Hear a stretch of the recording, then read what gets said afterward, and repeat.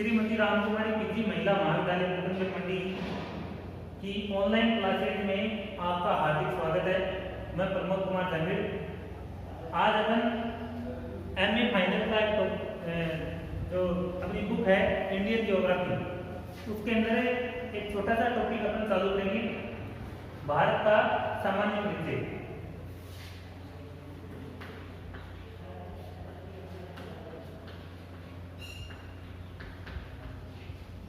सामान्य परिचय, ठीक है। अब आपको ध्यान में रखना है, देखो सामान्य परिचय के अंदर भारत की सामान्य बातें आ जाएंगी। जैसे भारत का नाम, भारत किसे पड़ा, जैसे प्राचीन समय के अंदर भारत को आर्यभट्ट कहा जाता था। प्राचीन समय में भारत को क्या कहा जाता था? आर्यभट्ट। क्यों कहा जाता था? क्योंकि उत्तरी भारत में प्राचीन समय के अंदर आर्य रहते थे।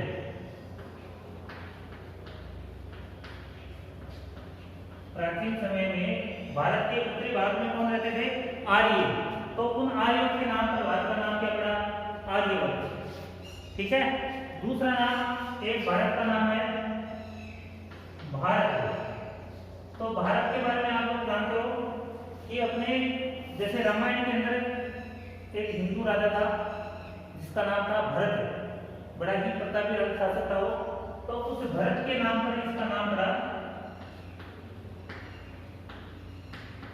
भरत के नाम पर क्या नाम पड़ा? भारत। इसके अलावा भारत को जैसे हिंदुस्तान नाम भी कहा जाता है। तो भारत को हिंदुस्तान किन्होंने कहा?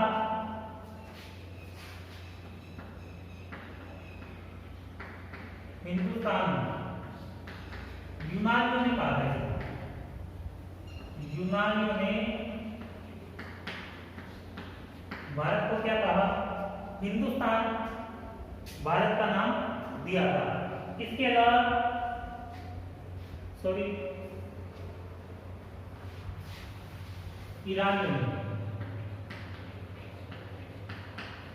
ईरानियों ने भारत को क्या कहा? हिंदुस्तान। और इंडिया नाम किसने दिया? इंडिया ये दिया था आपका यूनानियों ने। यूनानियों ने भारत को क्या नाम दिया? इंडिया नाम दिया, ठीक है। ये तो बेसिक बात है। इसके बाद में देखो एक छोटा सा क्वेश्चन आता है कि भारत को एशिया का उपमहाद्वीप कहा जाता है। भारत को एशिया का क्या कहा जाता है? उपमहाद्वीप कहते हैं। अब कोई छोटी सी बात है कि भारत को उपमहाद्वीप क्यों कहा जाता है? तो देखिए, भारत को उपमहाद्वीप इसलिए कहा जाता है कि भारत क्षेत्रफल की दृष्टि से एक बड़ा देश है और साथ में ही भारत की जो भौगोलिक स्थिति है, ये भौगोलिक स्थिति भारत की बड़ी विचित्र है। जैसे प्राकृतिक समय उत्तर में भारत के क्या है?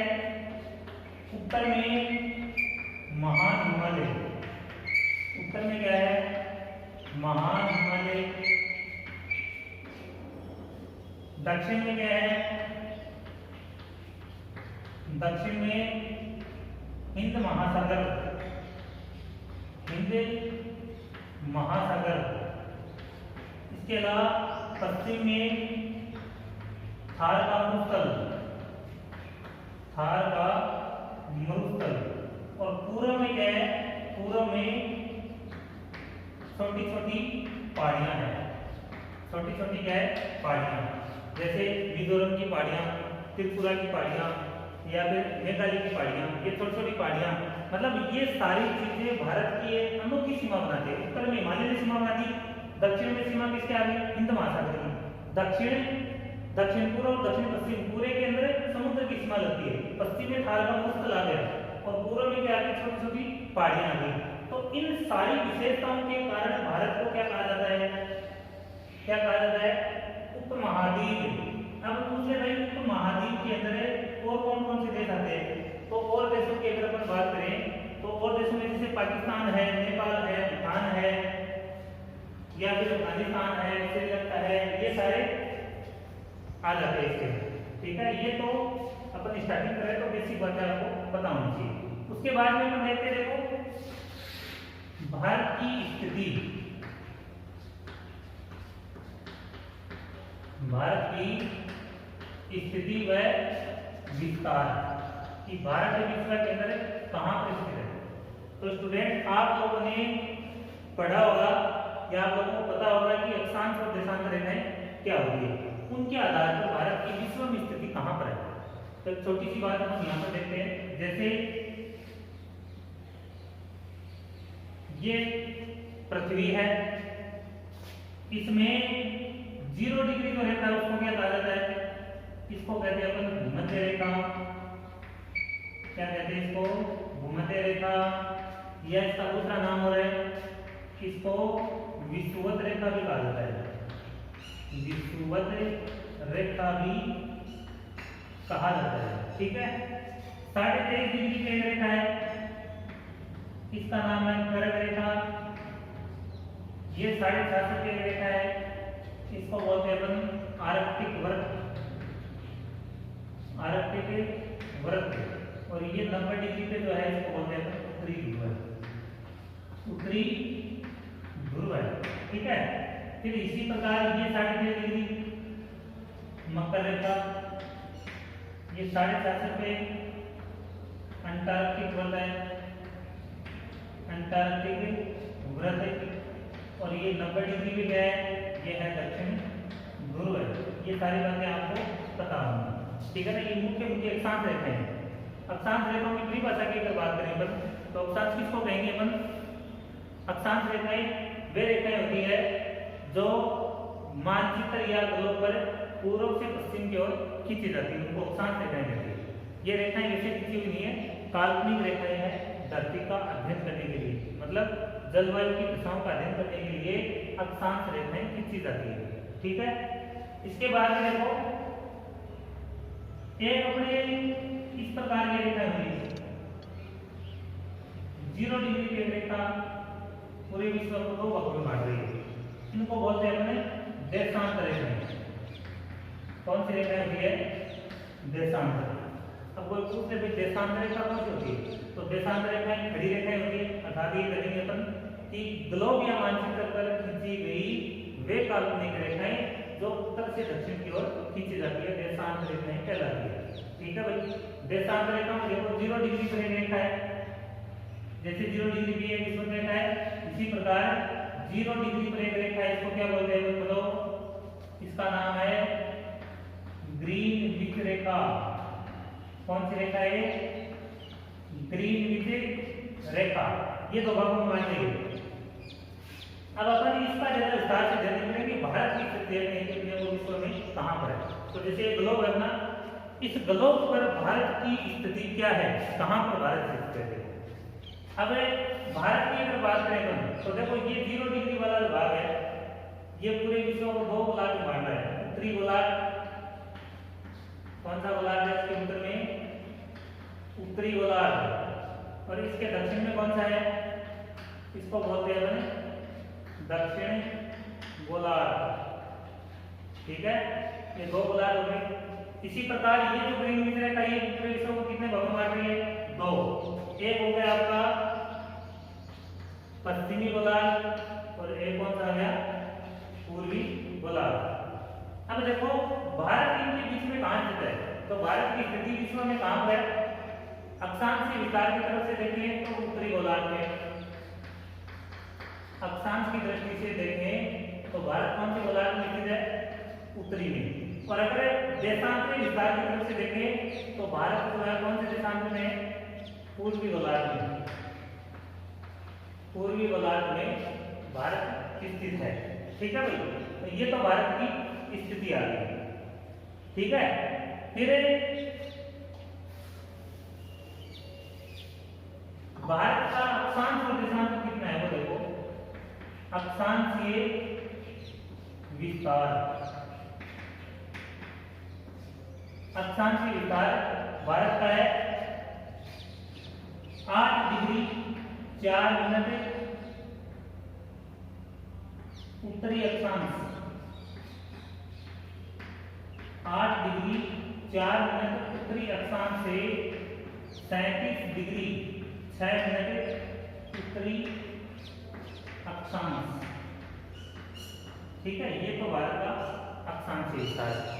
ठीक है, और अगर अपन बात करें तो आपको कई जगह मिल जाएगा, जैसे ये 8 डिग्री 4 मिनट है, ये भारत में जो कन्याकुमारी है, भारत का लास्ट भाग है, मुख्य भूमि का लास्ट भाग है कन्याकुमारी। इस कन्याकुमारी का अक्षांश विस्तार 8 डिग्री 4 मिनट। अगर पूछे कि भारत का जो लास्ट बिंदु है, भारत का लास्ट बिंदु कौन सा है, कौन सा लास्ट बिंदु, इंदिरा पॉइंट, इंदिरा पॉइंट। ये इंदिरा पॉइंट का जो विस्तार आएगा, उस जगह इंदिरा पॉइंट का अक्षांश विस्तार कितना है, तो उसका विस्तार आ जाएगा 6 डिग्री 4 मिनट से 37 डिग्री 6 मिनट उत्तरी अक्षांश। ध्यान रखना दोनों बातें, ये इंपॉर्टेंट है।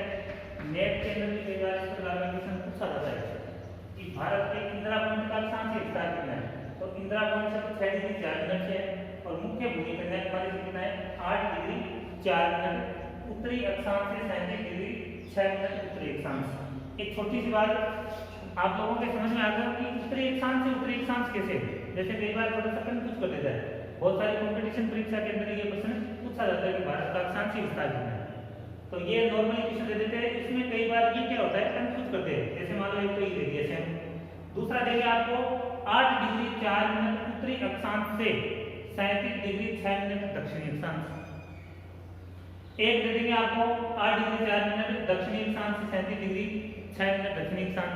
इस प्रकार के उत्तर देते हैं इसमें, तो आपको ध्यान रखना है उत्तरी अक्षांश से उत्तरी अक्षांश ही आएगा।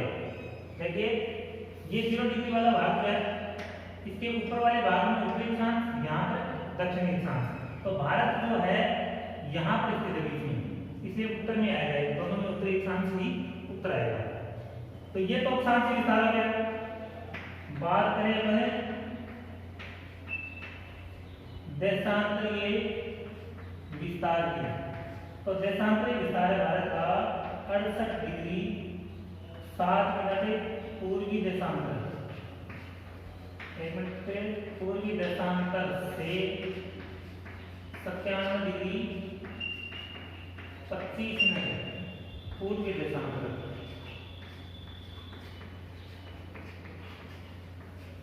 ठीक है, देशांतरीय विस्तार कितना है 68 डिग्री 7 मिनट पूर्वी देशांतर से 97 डिग्री 25 मिनट पूर्वी देशांतर के बीच में। अब मैं थोड़ा सा यहाँ पर आपको बता देता हूँ कि ये किस प्रकार से, देखो 8 से 37 डिग्री, अब 8 से 37 डिग्री आ रहा है, तो देखो किस प्रकार से हम इसको दिखा सकते हैं। जैसे ये पृथ्वी है, ये आपकी 0 डिग्री है, ठीक है, ये आपकी, देखिए 0 के बाद में जैसे 1 2 3 4 5 6 7 8 लास्ट में कितनी है 90 डिग्री। इसी प्रकार 0 से बढ़ती जाएंगी, यहाँ पर कितनी आ जाएंगी 90 डिग्री, ऊपर भी 90 है, नीचे भी 90 है, तो कुल अक्षांश कितने हो गए 90 90 180 और 181 है। ठीक है, अक्षांश रेखा 179 है और अक्षांश बल कितने 181। अब इसके अंदर जैसे भारत का 8 डिग्री, तो 0 के बाद में देखो जैसे 1 2 3 4, मगर तो यहाँ पे 8 डिग्री, ये लाइन है भारत की 8 डिग्री की लाइन है, एक यहाँ पर देशांतर रेखा की लाइन होती देता हूँ 0 डिग्री वाली। तो जैसे ये आ गई 8 डिग्री, लास्ट भाग कौन सा है 37 डिग्री, तो यहाँ पे जैसे आएगा 37 डिग्री, जैसे मैं कहता हूँ कि ये लगभग आ गई आपकी 37 डिग्री वाली रेखा, कितनी है 37 डिग्री, ये कितनी है 8 डिग्री। ठीक है, तो 8 डिग्री से 37 डिग्री के बीच में स्थित है, तो जाहिर सी बात है कि इस भाग में स्थित है। दूसरी बात देशांतरीय विस्तार कितना है उसका 68 डिग्री 60 मिनट है, तो एक के बाद में इधर भी कितने आएंगे 180, इधर भी कितने आएंगे 180, क्योंकि टोटल देशांतर संख्या कितनी होती है 360 होती है, तो पूरा में 180 है, पश्चिम में कितनी है 180। तो इसमें भी देखो भारत का 68 डिग्री आ रहा है, तो 68 डिग्री जैसे मैं करूँगी 1 2 3 4 फिर आएगा यहाँ पर ये रेखा जो है वो कौन सी है 68 डिग्री वाली है, और आगे वाली कौन सी है ये 97 डिग्री की 98 डिग्री में। तो इन दोनों के बीच में आ गया और इन दोनों के बीच में आ गया, दर्शाएंगे कैसे, जैसे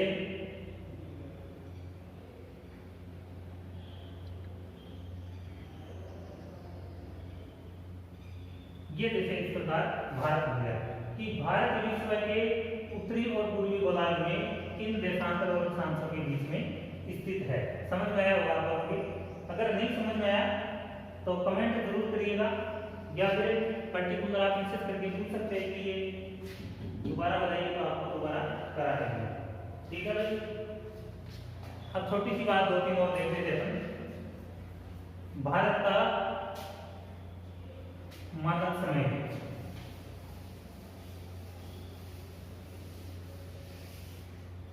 मानक समय। अब मानक समय का मतलब क्या होता है, ये तो जानते हैं आप लोग। मानक समय क्या होता है? देखिए, मानक समय का मतलब क्या होता है कि जैसे किसी देश का क्षेत्रफल बड़ा होता है, तो बड़े क्षेत्रफल में क्या होता है कि समय की स्थिति अगर नहीं दर्शाएंगे अपन, तब वहां पर घड़ी, अगर जैसे मान लो यहाँ पर 1 बजा हुआ है, अगर मैं पूर्व में जाऊंगा 10 डिग्री 20 डिग्री आगे चला गया, तो मेरी घड़ी में वो समय क्या हो जाएगा, बढ़ जाएगा या कम हो जाएगा। पश्चिम में जाएंगे तो कम हो जाएगा, पूर्व में जाएगा तो बढ़ जाएगा। तो इस प्रकार की कंडीशन से निपटने के लिए विश्व के सभी देशों ने मिलकर एक समय प्रदान रेखा खींची। कौन सी रेखा खींची? समय प्रदान रेखा, समय प्रदान रेखा, या इसको क्या बोलते हैं अपन, मानक समय की रेखा खींची। अब आपको ये पता होना चाहिए कि विश्व के अंदर समय प्रदान रेखा है, विश्व में समय का निर्धारण कौन सी रेखा के द्वारा किया जाता है? तो ये किया जाता है 0 डिग्री देशांतर से। समय प्रदान रेखा कौन सी है? 0 डिग्री देशांतर। इस 0 डिग्री देशांतर से बाकी विश्व में समय का निर्धारण किया जाता है। किसी भी देश के अंदर, जैसे कोई देश अगर बड़ा है तो वो मानक समय 1 से अधिक भी बना सकता है। जैसे रूस है, क्षेत्रफल की दृष्टि से काफी चौड़ा है, इसलिए वहां पर 11 मानक समय रेखाएं ली गई है लगभग। अमेरिका के अंदर 5 है, ठीक है ना, कनाडा में 4-5 किलो तो कनाडा में है। तो अलग अलग देशों के अंदर अलग अलग है। अब भारत की अगर हम बात करें कि भारत में मानक समय की रेखा कौन सी है, तो स्टूडेंट भारत में एक रेखा है 82.5 डिग्री पूर्वी देशांतर। कौन सी रेखा है? 82.5 डिग्री पूर्वी देशांतर रेखा को भारत की मानक समय रेखा माना गया। कितनी रेखा है? 82.5 डिग्री। 82.5 डिग्री तो रेखा ये कहाँ से गुजरती है? ये उत्तर प्रदेश में एक जगह का नाम है इलाहाबाद। इलाहाबाद में एक जगह छोटी सी, जिसको बोलते हैं नेमी। इस नेमी नामक स्थान से ये रेखा गुजरती है। ठीक है, इसी से पूरे भारत के अंदर समय का निर्धारण किया जाता है। जैसे मान लो यहाँ पर 12 बज गए, तो पूरे भारत में कितने बजेंगे? भारत के सभी स्थानों पर 12 ही बजेंगे। तो इलाहाबाद के नेमी नामक स्थान से ये रेखा गुजरती है, और ये गुजरने के कारण साथ ही ये भारत के कई राज्यों से गुजरती है। भारत के कई राज्यों से गुजरती है। तो ध्यान रखना, कई राज्य कौन कौन से हैं, कितने राज्य हैं? तो भारत की 5 राज्यों से गुजरती है। छोटा राज्य बनता है, कितने राज्यों से गुजरती है? 5 राज्यों से गुजरती है। हम पूछे भाई 5 राज्य कौन कौन से? तो देखो, पहला है उत्तर प्रदेश। पहला राज्य कौन सा है? उत्तर प्रदेश। दूसरा है मध्य प्रदेश। तीसरा है आपका छत्तीसगढ़। चौथा है ओडिशा, और 5वां कौन सा है? 5वां आपका आंध्र प्रदेश। इन्हें 5 राज्यों के बीच से ये रेखा गुजरती है। छोटा क्वेश्चन कई बार कॉम्पिटिशन एग्जाम के अंदर पूछा जाता है कि भारत की 82.5 डिग्री का मानक समय। 2 क्वेश्चन बनते हैं। पहला क्वेश्चन बनता है भारत का मानक समय क्या है, तो 82.5 डिग्री पूर्वी देशांतर को भारत का मानक समय माना जाता है। दूसरा क्वेश्चन, ये मानक समय जो रेखा है 82.5 डिग्री कहाँ से गुजरती है, कौन से स्थान से गुजरती है? तो स्थान कौन सा रहेगा? इलाहाबाद का नेमी नामक स्थान। 2 क्वेश्चन होंगे। तीसरा क्वेश्चन, भारत के कितने राज्यों से गुजरती है? तो ये भारत के 5 राज्य है। इन 5 राज्यों से भारत की मानक समय रेखा जो है वो गुजरती है। ठीक है, तो एक तो ये रेखा होगी। एक अपन छोटा सा भारत का डायग्राम बनाते हैं, इसके माध्यम से समझते हैं। जैसे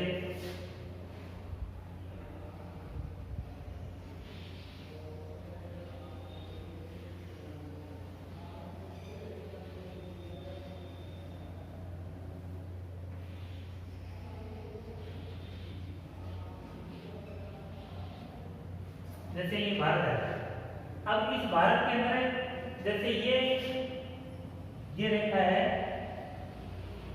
82.5 डिग्री, ठीक है, 82.5 डिग्री, ये तो मन रेखा होगी। अब भारत की एक रेखा गुजरती है बीच से, कर्क रेखा, कर्क रेखा 83.5 डिग्री ऊपरी एक सांस वाली रेखा, उसको क्या कहते हैं, कर्क रेखा बोलते हैं। कर्क रेखा भारत के बीच से गुजरती है एकदम से, ठीक है, लगभग इस प्रकार से कर्क रेखा भारत के बीच से गुजरती है। कर्क रेखा कौन सी है, 23.5 डिग्री कर्क रेखा, ठीक है। कर्क रेखा भारत के बीचों बीच गुजरती है, ठीक है, और कर्क रेखा भारत के जितने राज्यों से गुजरती है उनके नाम मैं यहाँ पे ट्रिक लिख रहा हूँ। नाम है राम झांके 6 पंगु मित्र, ये ट्रिक याद रखो होती थी। इससे भारत के वो राज्य आ जाएंगे जिनसे कर्क रेखा गुजरती है। जैसे रा से आ जाएगा आपका राजस्थान, ठीक है, मैं से आ जाएगा आपका मध्य प्रदेश, जय से आ जाएगा आपका झारखंड, कैसे आइलैंड है, छह से आ जाएगा छत्तीसगढ़, कैसे आ गया पश्चिम बंगाल, गै से आ गया गुजरात, नी से आ गया मिजोरम, और तय से आ गया आपका त्रिपुरा। इस प्रकार ये राज्य है जिनसे भारत में कर्क रेखा गुजरती है। कितने राज्य हो गए, देखो 1 2 3 4 5 6 7 और 8, मतलब 8 राज्यों से। क्वेश्चन बनता है भारत के कितने राज्यों से कर्क रेखा गुजरती है, भारत के 8 राज्यों से कर्क रेखा गुजरती है। अब पूछ ले क्वेश्चन आ जाता है कई बार कि भारत निम्न में से कौन से राज्य से कर्क रेखा नहीं गुजरती, तो नहीं गुजरती इसका मतलब 3 राज्य तो ऐसे हैं जिनसे कर्क रेखा गुजरती है और एक ऐसा आएगा जिससे नहीं गुजरती, ठीक है। और कई बार ऐसा पूछा जाता है कि कौन से गुजरती है, तो एक ऐसा राज्य आएगा जिससे कर्क रेखा गुजरती है, 3 ऐसे राज्य आएंगे जिनसे कर्क रेखा नहीं गुजरती। तो क्वेश्चन बनता है, पहला क्वेश्चन, कर्क रेखा भारत के कहां से गुजरती है, बीच से गुजरती है, कितने राज्यों से गुजरती है, 8 राज्यों से गुजरती है, ठीक है।